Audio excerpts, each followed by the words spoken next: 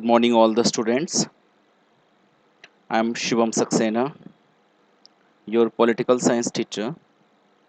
In the previous module, we have discussed about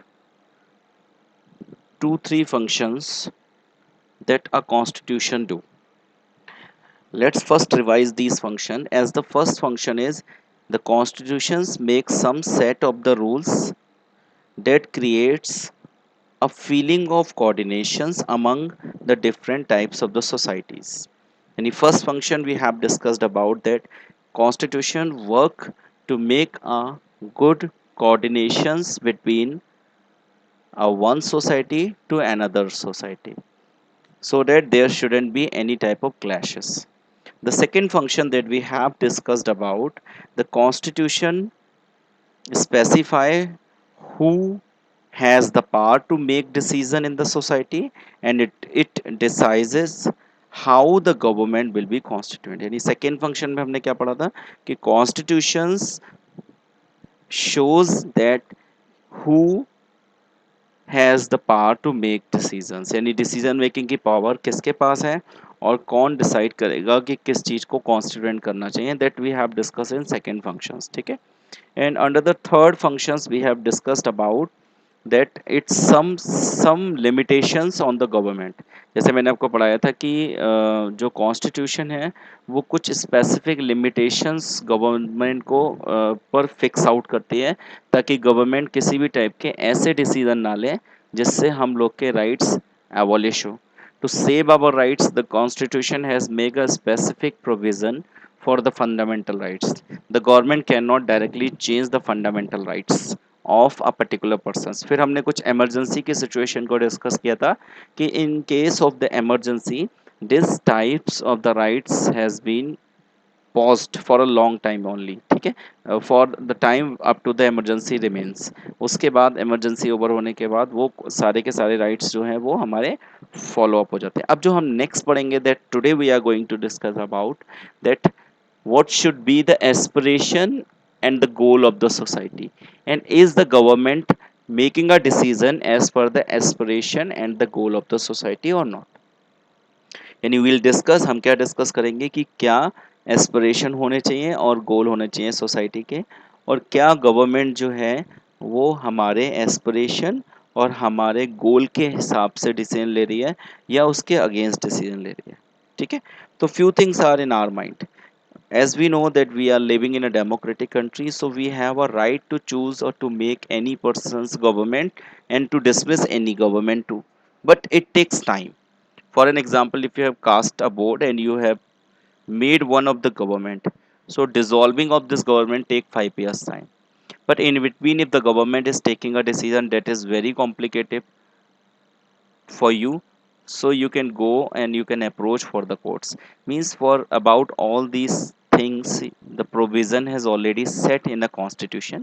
So we'll discuss that how the aspiration and the goal of the society, what should be the aspiration and the goal of the society.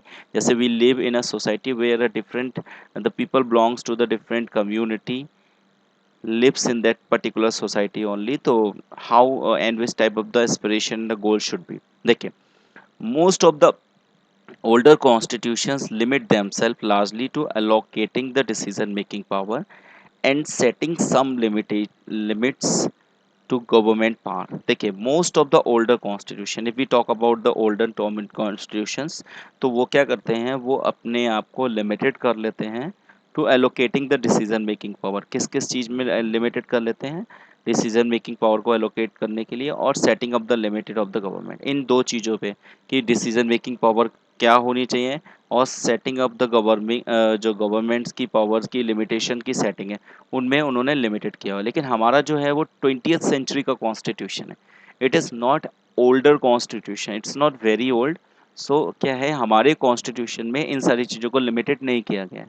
In our constitution, each and everything is clearly specified what to do, how to do, who will do. All these questions are available in our constitution. See that line, but many 20th century constitutions, of which Indian constitution is the finest example, also provide an enabling framework for the government to do the certain positive things. अब जो है हमारा constitution है और इसके अलावा और बहुत से ऐसे कॉन्स्टिट्यूशन है, the constitution which were made in a 20th century has provided a framework to the government to do the positive things for the in the favour of the public only. ठीक है, तो यानी अब हमारा constitution में वो सारी चीज़ें लिखी हुई हैं कि गवर्नमेंट कौन कौन सी चीज़ें करेगी जो कि किसी भी लेवल से फेवरेबल हो सकती है सोसाइटी के लिए, and it should be favourable for the aspiration and the goal of the society too. तो वो क्या है देखिए, to express the aspiration and the goal of the society. ठीक है, यानी कोई भी ऐसा पॉजिटिव सर्टेन वर्क कर सकती है जो हमारे एस्पिरेशन और गोल ऑफ द सोसाइटी को फेवरेबल कंडीशन में लेके जाए। यानी हमारे लिए पॉजिटिव कैसे डिसीजन लेना है, इन सारी चीज़ों की एक रिकॉर्ड लिस्ट कि ये करिए ये करिए ये करिए, एक पूरा framework has been already made and has been kept under the constitution. The Indian constitution was particularly innovative in this respect, as we know that we are a very big democratic country, so our constitution is very much particular about each and everything, and it is very innovative too. How can we say that it is innovative? Because it provides the innovative ideas which enable the government to deal with the different kinds of the society. जैसे और older constitution क्या होता है, ज़्यादातर government को छोड़ दिया कि आप अपनी सिचुएशन के हिसाब से take a decision, but in our constitutions the innovative ideas to dealing with the different types of the situations has already been mentioned in a written form of the constitutions। ठीक है, तो वो सारी चीज़ें particularly एक एक चीज़ को एक पर्टिकुलर वे में स्पेसिफाइड करना, और उसको अगर क्या है क्या नहीं है किस तरीके से अच्छे तरीक़ों से रिजॉल्व करना, इन सारी चीज़ों की रिटन स्क्रिप्ट अवेलेबल है। Societies with the deep entrenched inequalities of the various kind will not only have to set a limits on the power of a government, they will also have to enable and empower the government to take positive measures to overcome forms of inequality or deprivations। See that statement over there। देखिए, जो society with a deep entrenched inequality in the various kind, अगर हम अपनी society की बात करते हैं तो हमारे ट्रेंच मीन्स बड़ा सा ट्रेंच है, गड्ढा बना हुआ है। किस चीज़ का गड्ढा है हमारी सोसाइटी में? एक इनइक्वालिटीज़ का है, और वो अलग अलग काइंड की इनइक्वालिटीज़ है। You can understand that we when we move, आप अपने घर से निकलिए और अपने घर से स्कूल तक जब आते हैं तो आप देख सकते हैं कि थोड़े से ही रेंज में अलग अलग कास्ट को बिलोंग करने वाले, अलग अलग कम्युनिटीज़ को बिलोंग करने वाले, या अलग अलग रिलीजन को बिलोंग करने वाले, या अलग अलग सोशल स्टेटस, कुछ बड़े और अमीर लोगों के घर मिलेंगे तो कुछ गरीब लोगों के घर मिलेंगे। You see all this things, and we all live in a society where different types of the diversities exist, and that diversity may be a many of the kind, so this has been shown it creates a inequality in a various kind। बहुत सारी inequalities के trench हैं। inequalities का मतलब है कहीं पर कुछ अमीर हैं कुछ गरीब हैं, कुछ अपर कास्ट है तो कुछ लोअर कास्ट है। ठीक है, कुछ बेनिफिशियरी हैं तो कुछ बेनिफिशियरी नहीं हैं। तो अलग अलग टाइप के ट्रेंच जो हैं, it has been mention in our society, will not only have to set a limit to on the power of the government. और ये जो ट्रेंच है या जो इनइक्वालिटीज़ हैं वो क्या करते हैं, एक सेट कर देते हैं, एक लिमिटेशन सेट कर देते हैं। किस चीज़ की limitation? In the power of the government, government की जो पावर है उसकी एक लिमिटेशन सेट कर देंगे। देखिए, sometime if the government is taking a decision to give the support of only a one society, then the power of the government will be limited। they will also have to enable and empower the government, वो government को enable भी करते हैं और empower भी करते हैं, to take a positive measures to overcome forms of inequality और डिप्राइवेशंस। ठीक है, तो और किसके लिए वो क्या करते हैं, गवर्नमेंट को एम्पावर करते हैं, गवर्नमेंट की जो पावर है उसको लिमिटेड कर देते हैं। उसके अलावा क्या करते हैं कि गवर्नमेंट को और ज़्यादा एम्पावर करते हैं। किस चीज़ के लिए एम्पावर करते हैं? कि the government should take a positive measures and the positive decisions that can overcome and resolve the problems of inequality that has exists in the society। अब inequalities को कैसे खत्म कर सकते हैं? देखिए, a decision which is going to be taken by the government should give the same benefits to all kinds of the people। ऐसा नहीं होना चाहिए कि गवर्नमेंट ने एक डिसीजन ले लिया तो वो केवल रिच को फ़ायदा दे रहा है, गरीब को उससे फ़ायदा नहीं हो रहा है, या एक डिसीजन ले लिया तो उससे हिंदुओं को फ़ायदा हो रहा है, मुस्लिम्स को नहीं हो रहा है, या ऐसा कोई गवर्नमेंट ने डिसाइड कर लिया कि ये करना चाहिए और उससे केवल आप कह सकते हो अपर कास्ट के लोगों को बेनिफिट हो रहा है, लोअर कास्ट के बेनिफिट लोगों को नहीं हो रहा है। ठीक है। अब यहाँ पर अगर हम बेसिक लॉजिक के पास जाते हैं तो ये है कि जैसे each and every person have a equal value of his और हर वोट्स। आप अमीर हैं, गरीब हैं, ठीक है, आप अपर कास्ट के हैं, you are of lower caste, you belongs to the Hindu religion और you belongs to any other religion, ठीक है, but your one vote value is always be a one. तो देखिए वन के केसेस में हम वी ऑल आर इक्वल, यानी voting में हम लोग इक्वल हैं।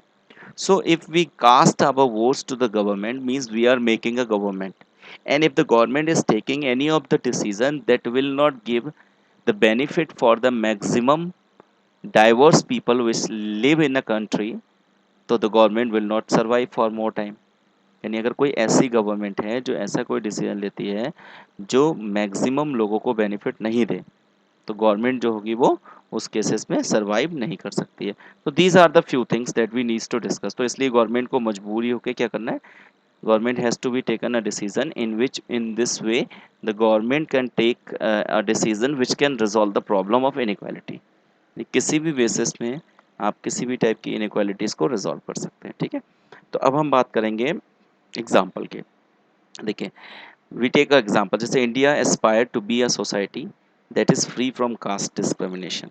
Very early time a type of the practice that is known as exploitation, untouchabilities की practice और exploitation of the lower caste peoples, इस टाइप की कुछ social evils is already exist in India. So people want a government which resolve this kinds of the problem and which makes, देखिए कुछ aspiration क्या है society के कि भाई अनटचेबिलिटी नहीं होनी चाहिए, there should be a less trench in between the poor and rich. देखो जीरो ट्रेंच तो नहीं हो सकता है, सब बराबर नहीं हो सकते हैं, बट वहाँ पर ऐसा नहीं होना चाहिए कि एक पर्टिकुलर कास्ट का पर्सन या एक पर्टिकुलर रिलीजन का पर्सन दूसरे पर्टिकुलर रिलीजन या कास्ट के पर्सन को एक्सप्लॉइट करे। एक्सप्लॉइटेशन नहीं होना चाहिए, सबको बराबर अधिकार मिलने चाहिए, सबको बराबर चांस मिलने चाहिए। तो there shouldn't be this kinds of situation. तो पहला एस्पिरेशन यही है कि to maintain the equality in the society the same power should be given to each and every type. तो यहाँ पे सबसे इंपॉर्टेंट इंडिया में क्या है, कास्ट डिस्क्रिमिनेशन है, जिसको एक लंबे समय से अनटचेबिलिटीज के सामने चलता था। तो वो depress class association was being made by the doctor B R Ambedkar, और महात्मा गांधी और डॉक्टर बी आर अम्बेडकर के बीच में डिप्रेस क्लास एसोसिएशंस को डेवलपमेंट के लिए पूना पैक्ट साइन किया गया था 1930 में, ठीक है। तो वो क्लास 10th में यू हैव हर्ड अबाउट। तो देखिए उसमें उसके बेसिस पे बराबरी लाने के लिए क्या किया गया था, रिजर्वेशन पॉलिसी को अडॉप्ट किया गया था। If this is our society's aspiration, यानी अगर हम फ्री ऑफ कास्ट डिस्क्रिमिनेशन है, एक एग्जांपल के लिए समझ रहे हैं कि अगर इंडिया की सोसाइटी का जो एस्पिरेशन है वो है फ्री ऑफ कास्ट डिस्क्रिमिनेशन, यानी अगर इंडिया की सोसाइटी जो है वो एक एस्पिरेशन लेके चल रही है कि गवर्नमेंट कुछ ऐसा करे कि वो कास्ट डिस्क्रिमिनेशन से फ्री कर दे। तो if this is our society aspiration, the government will have to enable or empower to take the necessary step to achieve the goal। यानी अगर हमारा एस्पिरेशन ये है, हमारी सोसाइटी इस चीज़ के एस्पिरेशन के साथ आगे बढ़ती है कि सोसाइटी में किसी भी लेवल से कास्ट डिस्क्रिमिनेशन नहीं होना चाहिए, तो गवर्नमेंट को क्या करना चाहिए, कुछ ऐसे डिसीजन लेने चाहिए, ऐसे स्टेप लेने चाहिए कि वो इन सारी चीज़ों को अचीव कर पाए। जैसे अगर हम साउथ अफ्रीका की बात करते हैं तो देखिए साउथ अफ्रीका में क्या था, which which had a deep history of the racial discrimination. जैसे हमारे में कास्ट डिस्क्रिमिनेशन है तो वहाँ पे रेशियलिस्ट थे, यानी ब्लैक और वाइट के बेसिस में लोगों के साथ डिस्क्रिमिनेशन होता था। वाइट पीपल्स जो थे वो ब्लैक पीपल्स के साथ अनटचेबल बिहेव करते थे, बहुत सारी चीज़ें, ठीक है। तो it's new constitution has enabled the government to enable that. तो देखिए इसमें हुआ क्या साउथ अफ्रीका में कि जो न्यू कॉन्स्टिट्यूशन है उसने एक ऐसे डिसीजन लिए जिसने रेसलिज्म को ख़त्म कर दिया। तो ऐसे ही इंडिया में अगर कास्ट डिस्क्रिमिनेशन है, यानी इंडिया की सोसाइटी की एक एस्पिरेशन है कि this is the biggest problem which is creating the inequality in the society, और हमने वही अपना एस्पिरेशन बना लिया कि भाई गवर्नमेंट को ये करना चाहिए। तो government should take a decision so that this kinds of the problem can be resolve from our society, ठीक है। तो these are the few points. तो I think it is clear to you all most positively. अब आगे पढ़ते हैं, देखते हैं, will discuss about a constitution में enshrine the aspiration of the society. Enshrine मतलब ज़्यादातर जितने भी एस्पिरेशन उन सबको श्रिंक कर दे, यानी आप कह सकते हो कि एक कॉन्स्टिट्यूशन ऐसा होना चाहिए जो जिसमें ऐसे सारे डिसीजन मेंशन हो जो मोस्ट ऑफ द सोसाइटी के एस्पिरेशन को एंड श्रिंक कर दे, यानी कम कर दे, ख़त्म कर दे। अब ऑल अल्टीमेटली आप ऐसा समझ सकते हो कि पहले कॉन्स्टिट्यूशन मेकर क्या करें, हर टाइप की सोसाइटी के एंगल से सोचें कि भाई मुस्लिम है, हिंदू है, गरीब है, अमीर है, हर एक लेवल के एंगल पे जाके सोचें। और सोचने के बाद ये सोचें कि उनको कौन से डिसीजन लिए जाने चाहिए जिससे उनको बेनिफिट हो और मैक्सिमम बेनिफिट हो। उसके बाद ये देखें कहीं उनको बेनिफिट देने के चक्कर में किसी और का लॉस ना हो जाए। अगर ऐसा हो कि जिससे सबको बेनिफिट हो रहा है, ऐसे डिसीजन को मेंशन कर देना चाहिए कॉन्स्टिट्यूशन में, ठीक है। So it has been done in our constitution in a fabulous way.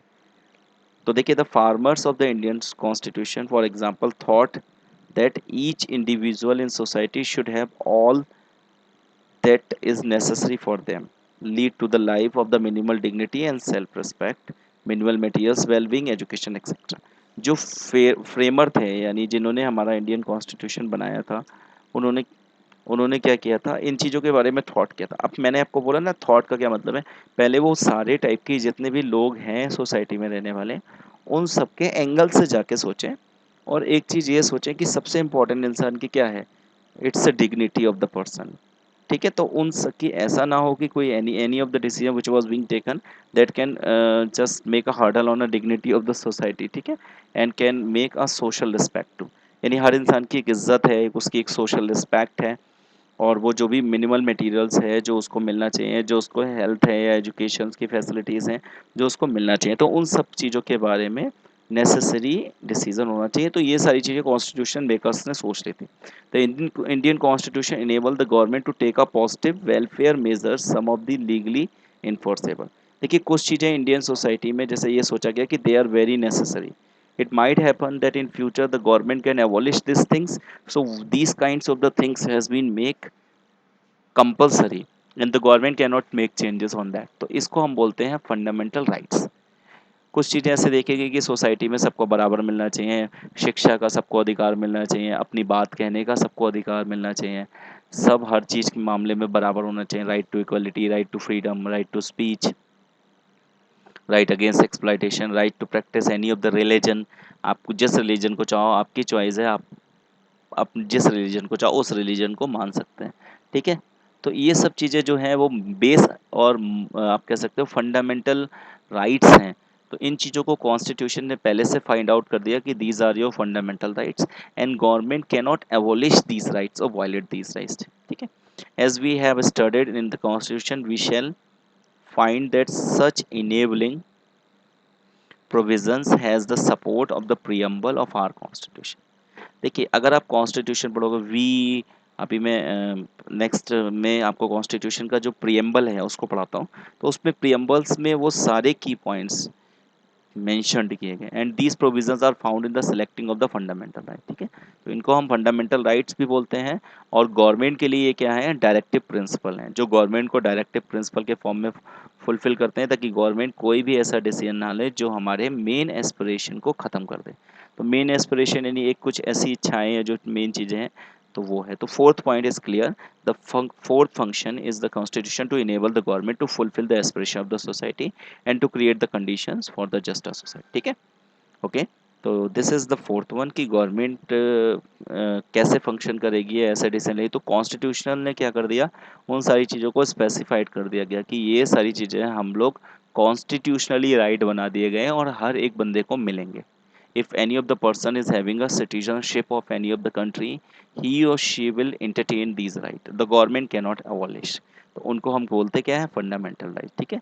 तो this fourth point is clear, the fourth function of the constitution is to enable the government to fulfil the aspiration of the society and create the condition for just society.